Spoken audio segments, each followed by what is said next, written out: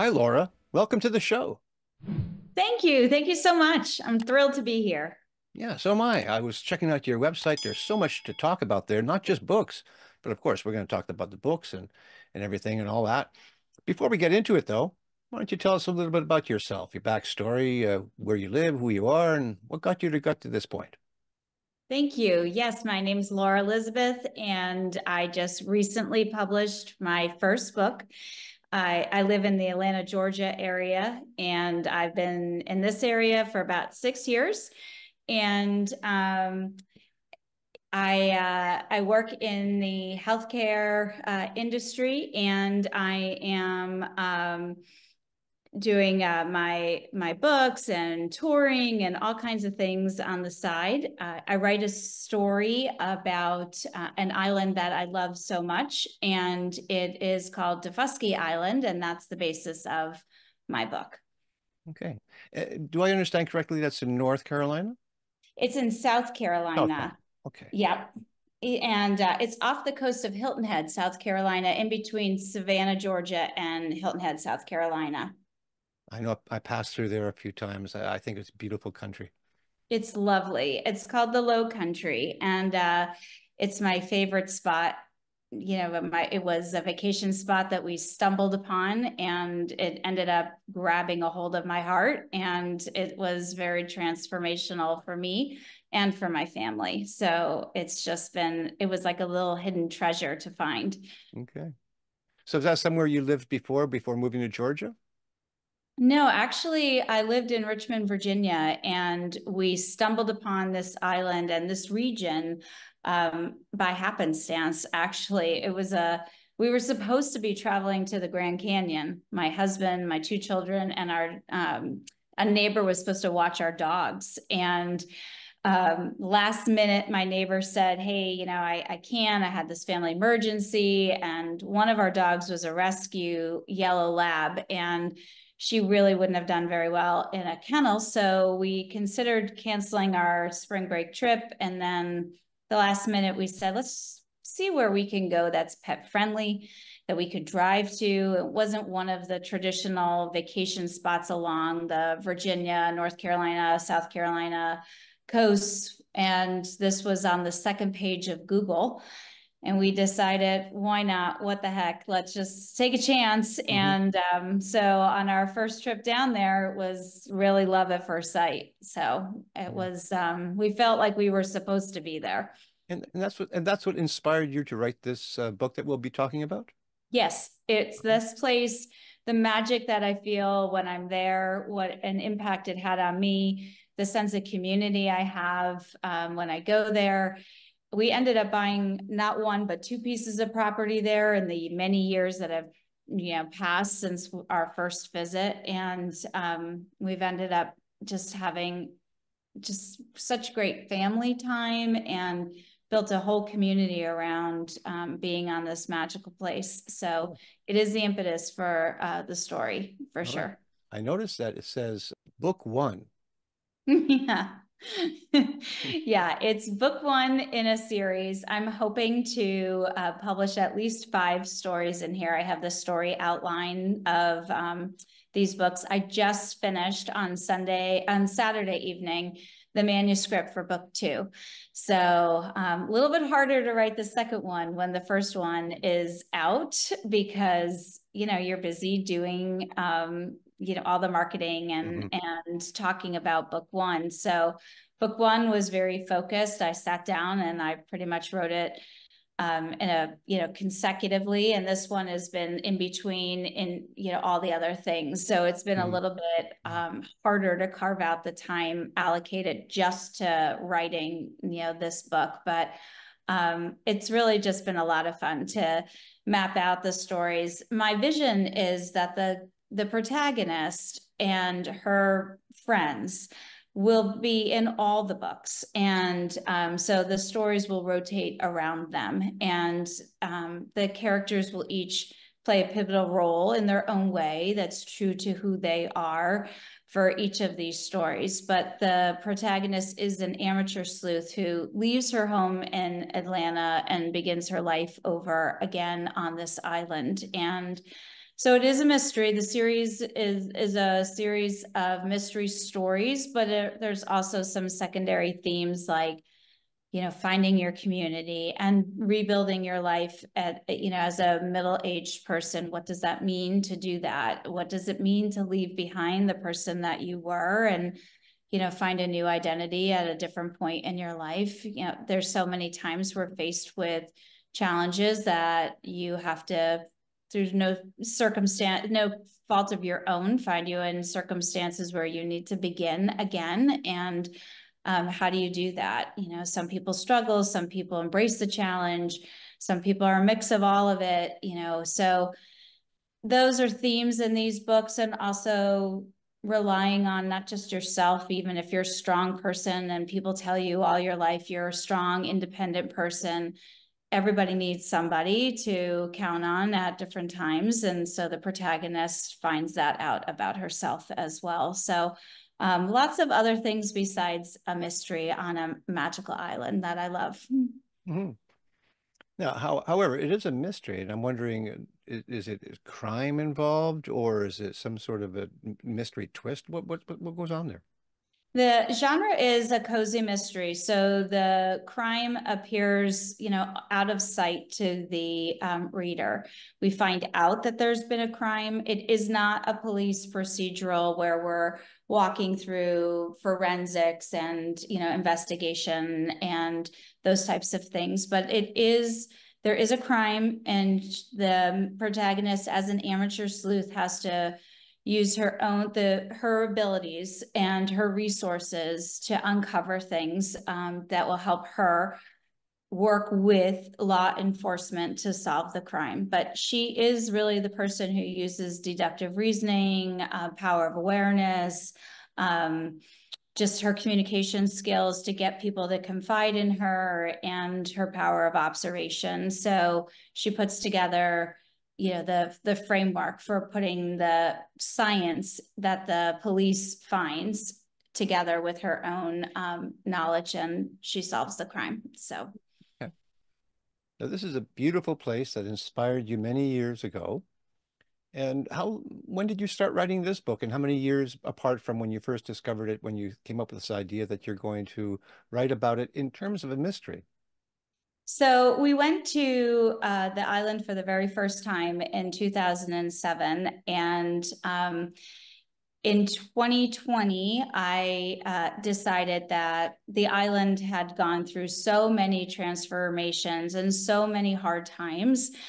I decided that I would start what I call a quiet campaign to help the island rebuild. And I tried to connect people who may be interested in investing and rebuilding some of the places that are on this island. It is only a few miles long. There's no bridge. There's no grocery store. There isn't. There are a lot of dirt roads. Transportation is by golf cart.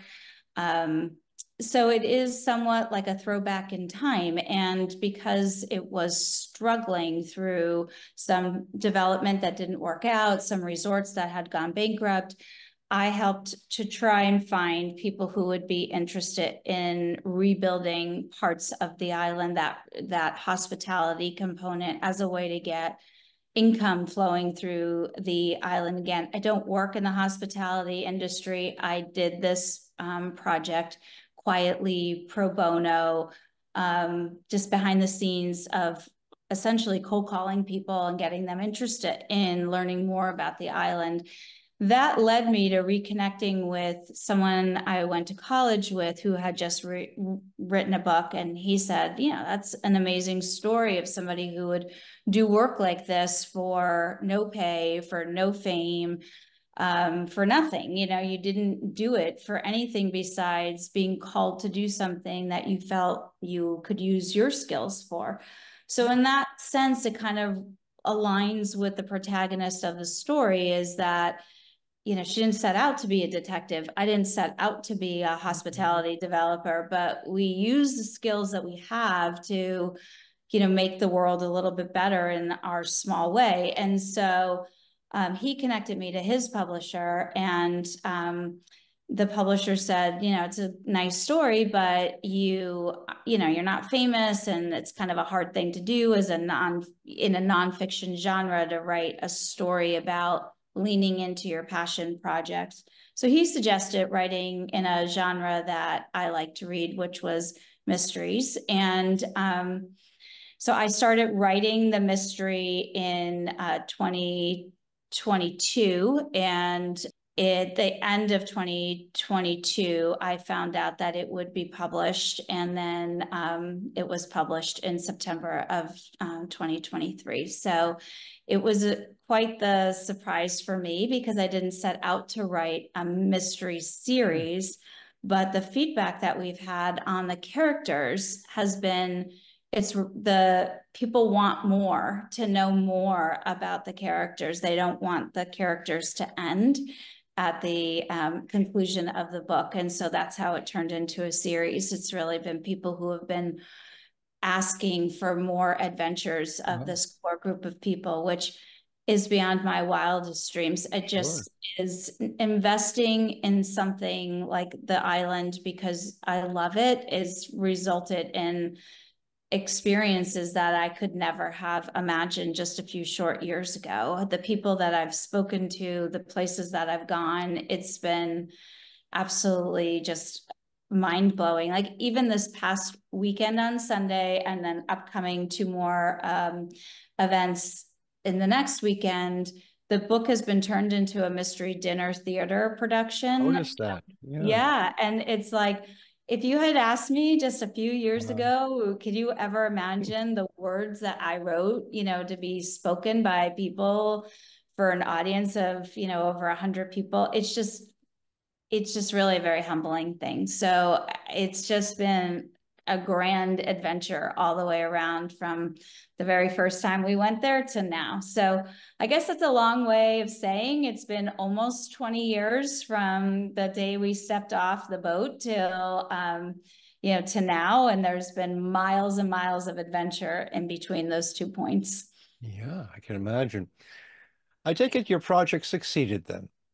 It did. Yeah, it And did. and so the businesses must be happy, people must be happy that you sort of revamped the whole area down there. It's there are some people that are happy and there are some people who like it quiet. Okay. You choose to go there because it isn't like every place else. And so there's certainly some mixed bag of everything, but it's really the island needs revenue, to sustain itself. And there's so many people who want to contribute to the long-term good fortune of the island in a positive way by developing sustainably and responsibly and not overdeveloping. So the thing is, the island is, or this section that we were talking about was already developed. So it isn't like taking something that was previously untouched and redeveloping it. It's already been developed, but just in tough financial shape. Hmm. So I think it is win-win because you do have people who can benefit from having a living and having higher tax dollars going through the area and lots of good things that can come from it. But there are people who would like to leave it as it always was, Hmm. untouched and unspoiled. So finding the people who would do it responsibly and true to what we all love about the island was really important. Yeah. How long is your book? My book is 200 pages. It's about 61,000 words.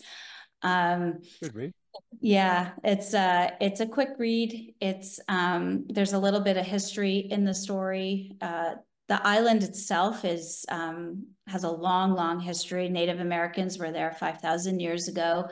And so there is history from of course, the Civil War, and but the Revolutionary War as well. And so there's a little bit of that in this story as well. So there's something for everyone. Okay, it's cool. Um, and you say you're working on a second book, but you're really busy promoting and doing dinner theaters. Out of curiosity, did dinner theaters do they take place on the island or on the mainland? Yeah, they're taking place on the mainland, and we've already had two other venues who have asked to do the same thing. So it's a really fun way of introducing people to the story. Now, in this audience that we just, that we're working with right now, some people have already read the book. And so there's a component that we do where we are asking people to guess who they think. At intermission, we'll say, well, who do you think, is the suspect, that who Mm-hmm. did it? And some people have already read it. So they have a little bit of an advantage. So we enter them into a raffle for, fabulous prize. And people are really into it. We have the cast walk around in character before the production begins, and the audience can ask them questions about their character. And it was just so entertaining to watch. So Yeah. we're probably going to take that format to all the other places that have asked to do it as well, because it really involved the audience and you can see them invest in the story, which was, from my perspective as the author, was really very, very rewarding. Mm-hmm. I'm gonna hit a different tab here on your website once I get my mouse. There we go. Events. I just clicked on that earlier and said events. Well, I see that around the time that we're speaking now, you're sandwiched in with these dinner theaters, but it goes on and on and on, and Florida, and you travel around quite a bit, don't you? Yeah, I've been to almost all the states on the eastern seacoast. I've not been to North Carolina for this, but I was just recently in Virginia, and I've been up in Massachusetts, and just all over the place. I really enjoy connecting with readers.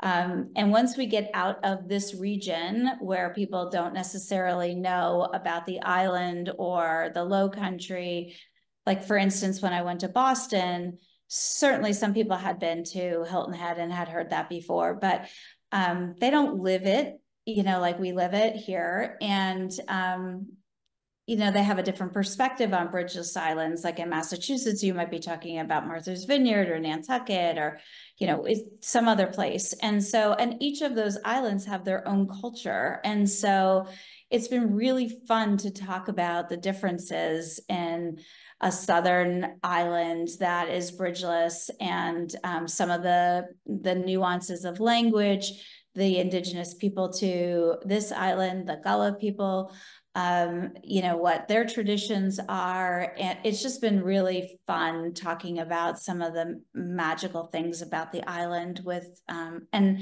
not only introducing my book, but introducing the region to others. So I've really enjoyed that a lot. And it's been fun, like going to book clubs, and I've talked to women's groups. I've been at senior centers. I've been at book fairs. It's just like I've met so many people, and I've really, really enjoyed it tremendously. Excellent. Yeah, Gullah. I know that. I did an edit for a television show that took place in Charleston, and they mentioned it there, and I learned quite a bit about that. It's a really interesting, you know, culture, and it's a big part of this island. And so, there is a character in my book who is a Gullah lady, and she is the baker on the island, and she is, the mainstay of the community, and that is true about the island. The Gullah people are, the foundation of the island and a very important component of it. So, Cool. Are there people living there now? yes. Oh, okay. Interesting. You say you're published. I take it that it's not self-published. How did that come about for you? Yeah, it is not self-published. It is the publisher that I worked with on book one is a hybrid publisher, and I was introduced by my college colleague, and it's, it's an intense process. It's, they didn't just say, well, yeah, sure, we'll publish your book, like they had to review it and review the manuscript and see if this was aligned with what they were interested in publishing. This is the first mystery that this publisher has done. They primarily publish nonfiction, so this was a little bit different for them, and my first time, so it's definitely different for me. So we had to learn about different markets to get into. The way we communicate to readers is different for a fictional story versus nonfiction. The way press releases are done, there was a lot of learning that everyone involved in the process had to do, but we went through developmental editing and then proofreading, editing, and then my favorite part was the cover design, because my husband actually took the picture that is on the cover of my book. It's a real place on the island. And I think the artist did a tremendous job of capturing the mystery of the island. It's some debate. It's fun to go when we go to book clubs or book groups with the book. I ask them, is the protagonist walking away from something or towards something? Because her back is facing the reader. And there's a lot of debate about whether it's, she's leaving something behind and going towards something, what is she doing? And so it's just a great way to start the conversation. So we did all that, and then we did a pre-launch in June, and then the book was officially launched on Amazon and Barnes and Noble and all the places, including independent bookstores, in September. So it was a 3-month pre-launch, which was fun for me because I had a lot of time to really build, some readers along the way before it was officially launched. Okay. How was sales for you on this book?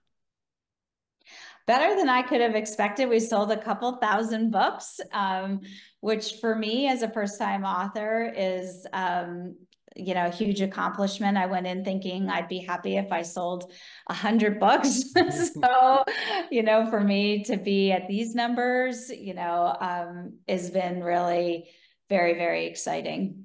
Okay. At the beginning of our conversation, I asked for you to tell me a little bit about yourself. How long have you been writing? What's this fascination for writing? Were you that way when you were in your teens and early 20s and stuff? I didn't really, when I was earlier than that, maybe early teens, I, used to write stories mostly for myself. I didn't do anything with them. I do a lot of writing for, in my professional career, but it's all technical writing. And so, or business writing. And so I didn't write for, for pleasure or for any other, to be published. It was really the idea of having the story to tell about the island, and how important it was for me to introduce this to other people when I had the challenge of saying, okay, I wanted to write the nonfiction book and the publisher wasn't interested in it. I felt the only way I'd be able to get the story out about, yes, the island, but also about leaning into opportunity that you encounter is by doing it. And so it was, his no to me was my yes. It was a challenge to say whether I could actually do it. And I didn't tell anybody that I was actually doing it. I mean, my immediate family knew, but my extended family didn't know. My friends didn't know. I just kept it to myself because I figured it's my story. It was about my challenge, and how it worked out was going to be, almost secondary to can I even do it? And so once I found out that it would be published, then I had to tell people that it was coming. But Yeah.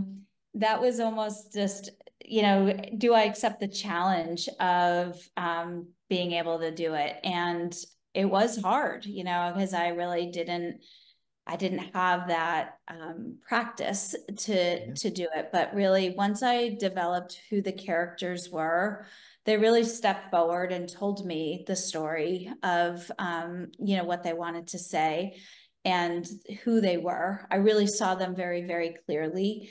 Um, and so that was kind of nice. But also, writing a mystery is hard. It's hard to tie it all up so that it makes sense. Hmm.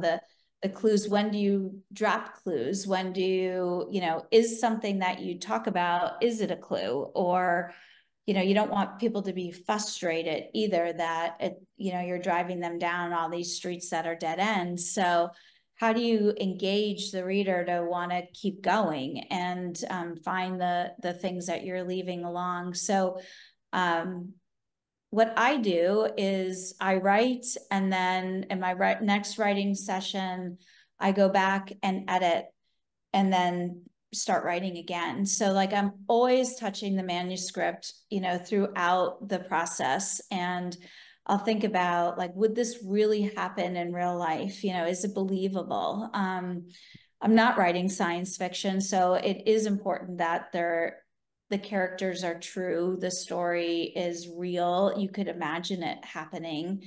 And I think that is what has made the characters feel like people that readers want to know, That's important. because Yeah, yeah, they engage with them. It might be somebody familiar to them, but that's right. I've always been an observer of people. And so I think that has been very helpful in writing, developing characters, because I saw them so clearly as individual people from people that I, have either observed or can imagine. So it's been really a very fun experience. And this one, having already the core group of people, it's a different set of challenges. And that this challenge will continue through the series is, how do you, for people who haven't read one of the books, if they pick up at book 2 or 3, who are these people? I can't assume that people know them, but I also don't want my loyal readers to be like, well, I already know that, Mm. So balancing that story of reintroducing the characters in a way that, gives context, but isn't, overkill for existing readers, was a challenge that I had to work through. And I have very nice beta readers who, will read and provide feedback. And they, I gave it to them in 3 parts. And they were like, where are you on the second part? Like, we want to know what happened. And I'm like, yay, Yeah. it's going along as I thought it would. So, that's been great fun too. Well, I mean, it says book one on it. When you have two, three, and four, and people don't, they're seeing book three, they may not buy it because they're looking for, well, I may as well get book one. So perhaps the fact that you marked them as book one, two, and three, and did you say there's going to be five? I have the story outline for 5. Five. Yeah. Okay, Yeah. great. All right. Well, on your website, there's so many things of interest. Let's go over here to shop. I expected that when I clicked on that, it would be like where to buy the book, but that's not what it is at all. It's all kinds of interesting wood prints. What's all of that about?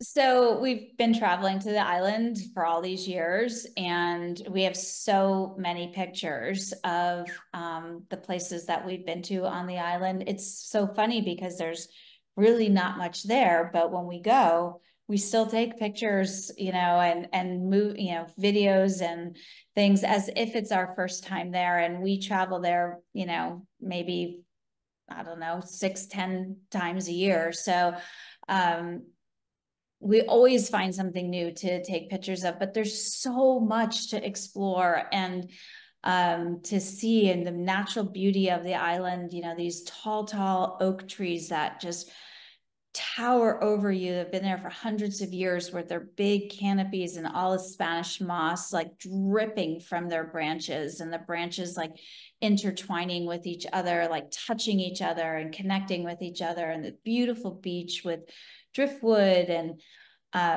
just the ocean and the sand. And so there's so much to see that I thought really it would help people to understand why this place is so special, is if they could see the pictures on them in a way that they would be happy to hang in their house or on their desk or whatever. That when I look at these pictures, these are all pictures that out of the zillions that we have from all these trips, these are some of my favorites that I have them in my own office at work. I have them in my home. It's like they bring me so much joy to look at. And so I wanted to be able to, for other people to experience those things too, by looking at them and getting a sense of, peace and, imagining what could be. So those are my favorites. Well, they're beautiful. I really like them. How are they Thank selling? They are selling well, and we've actually had to restock already. And so when I go to an event, I might bring a handful of these things too, because people like to know, like, where is this place? What is this place? So they are actually people are very interested and in them and learning about the stories around them. So I actually have more that I bring to events that are small, little like 5x7s or four by Hmm. sixes. And some people will Or look your through office this. desk?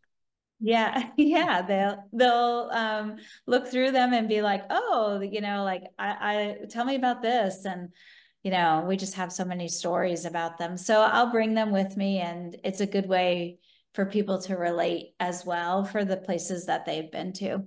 Yeah. Us artists are often told, don't quit your day job. But have you quit yours?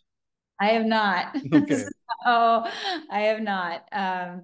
I've not done that. It's been tempting because I've now found something that I really have, a passion for. Is this gives me the ability to talk about what I love, but also to connect with people, which I really enjoy. So maybe someday. Hmm. So, but I'm always open to like a reinvention. Yeah. So I don't know what's coming, but I'm open to, new experiences.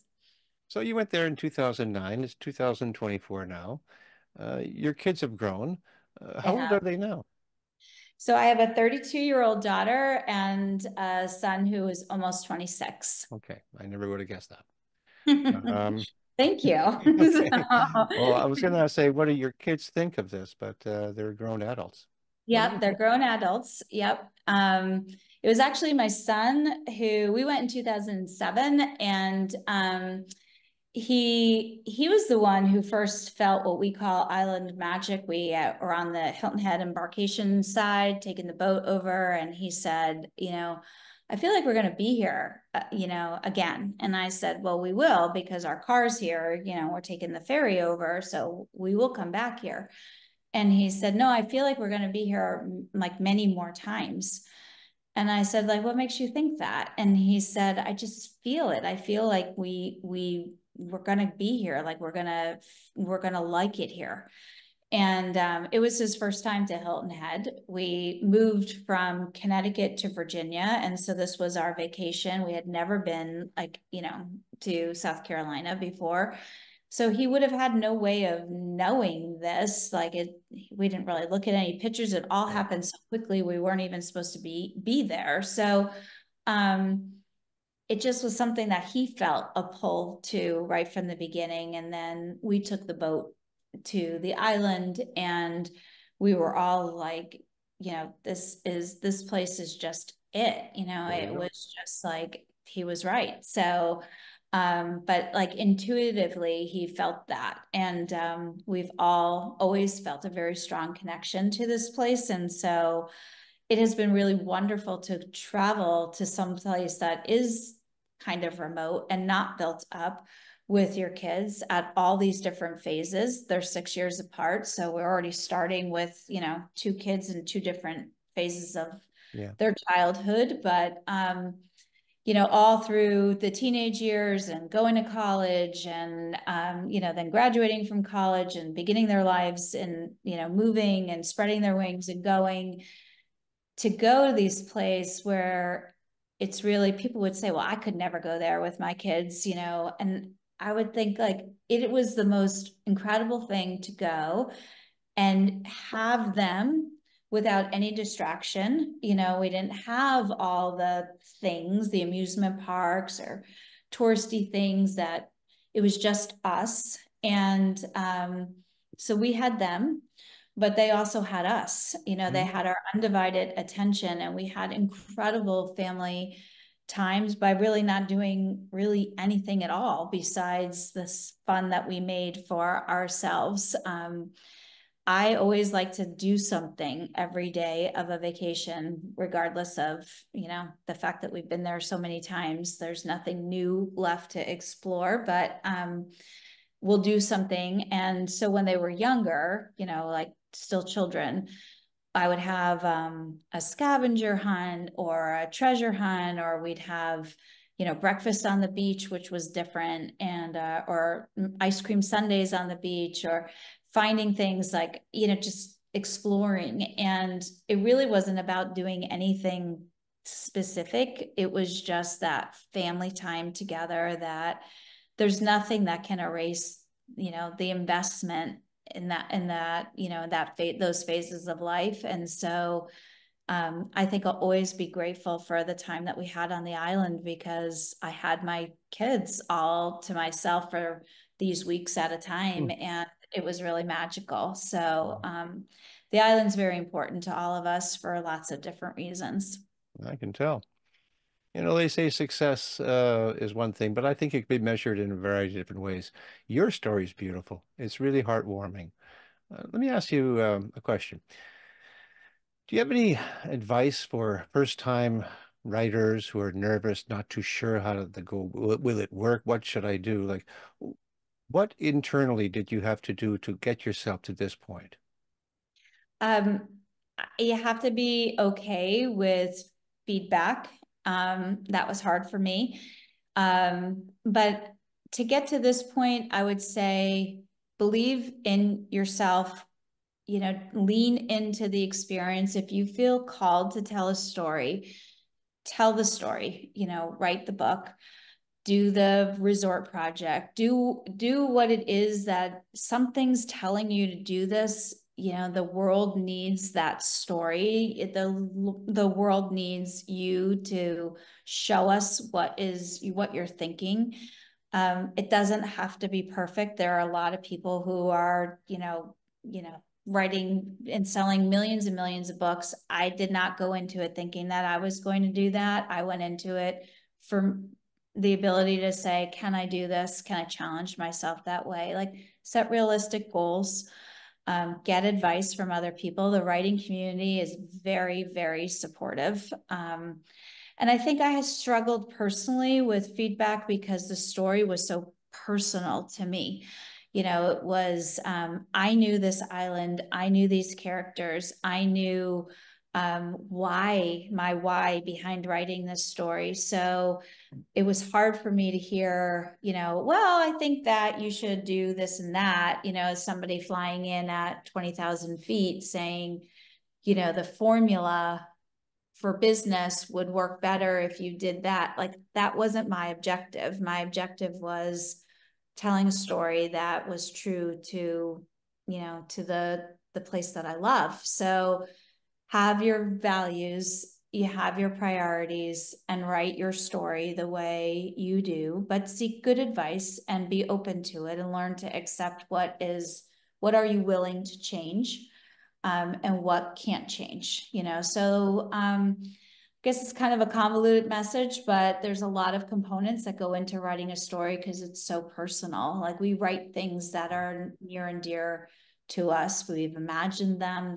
They are part of us. So, um, you know, make sure that you compromise on the things that you can live with them being compromised. You know, understand what it is that you're doing. Do your homework.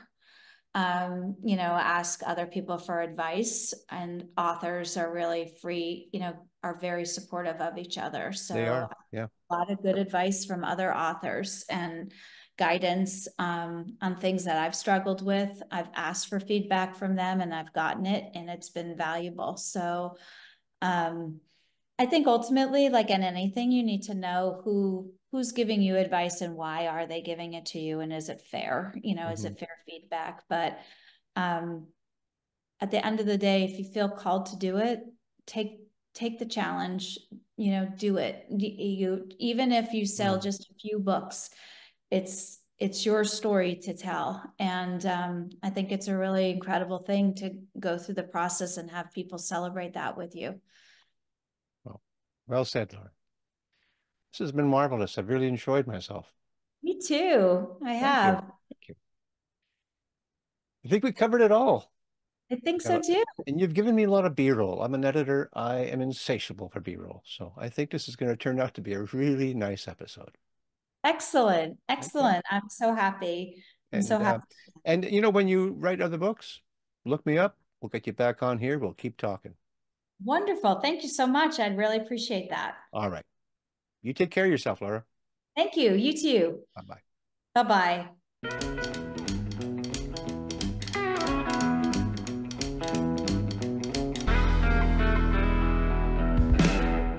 Thank you for watching. If you like what I do here on Tell Me About Your Book, then please consider hitting that like button and leaving a comment. You can also subscribe and ring that bell because I release 2 episodes per week, one on Wednesdays and one on Saturdays. And if you are an author, I would love to hear from you. Until such time, keep on writing and be kind to one another.